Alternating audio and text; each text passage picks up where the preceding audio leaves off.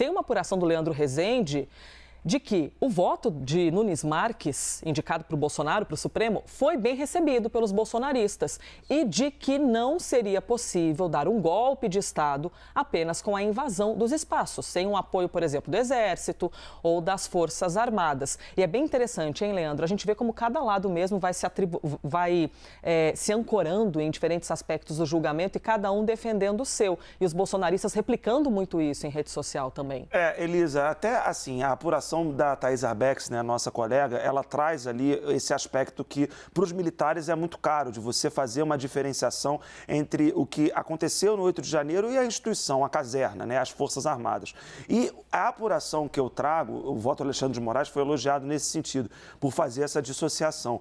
A apuração que eu trago é que depois de um importante silêncio ao longo dessa semana de julgamento, os bolsonaristas saíram da toca. Então, nas redes sociais, replicando trechos do voto do ministro Nunes Marques como algo que endossa a narrativa deles. E é importante isso, porque foram dias e dias de silêncio do bolsonarismo diante desses julgamentos, desse começo de análise do que foi o 8 de janeiro. E agora, depois do voto do ministro Nunes Marques, depois das condenações feitas, os bolsonaristas voltam a tentar emplacar uma narrativa. Deputados, inclusive, me enviaram trechos do vídeo, trechos com a fala do ministro Nunes Marques como um exemplo daquilo que eles têm dito desde que as denúncias começaram a sair, feitas pelo Ministério Público Federal.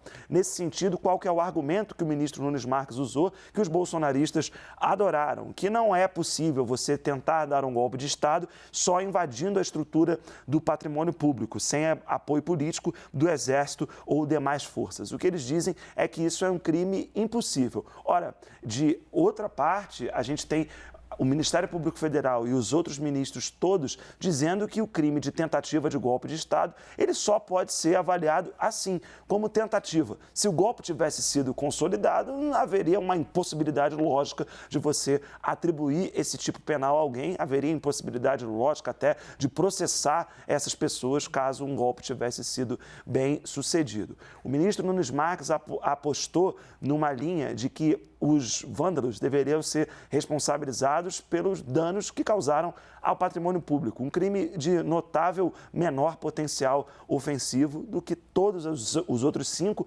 imputados pelo Ministério Público Federal e que teve concordância do relator Alexandre de Moraes e dos outros ministros do caso. Venceu a tese, portanto, de que não foi só um dano ao patrimônio, mas sim uma tentativa de golpe de Estado. A questão da dosimetria da pena, isso também está pegando muito nas redes sociais, mas aí depois a gente pode até voltar no assunto mais para frente, se for o caso, mas enfim, a esquerda e a direita, você tem críticas à pena alta que foi dada. Eu conversei com alguns juristas que me falaram nesse sentido, né? Que, olha, pena de 17 anos é para tentativa de homicídio, enfim, para crimes contra a vida. E não foi o caso, mas é um debate que está se fazendo agora, Elisa. É bem interessante a gente trazer esse debate daqui a pouco. Também a gente pode falar um pouquinho sobre... Tem havido muita divergência entre por qual motivo eles foram enquadrados nos 2 crimes, o de abolição violenta do Estado Democrático de Direito e também no de golpe de Estado, porque alguns ministros puseram os 2 crimes e outros ministros não os enquadraram nesses 2 aspectos.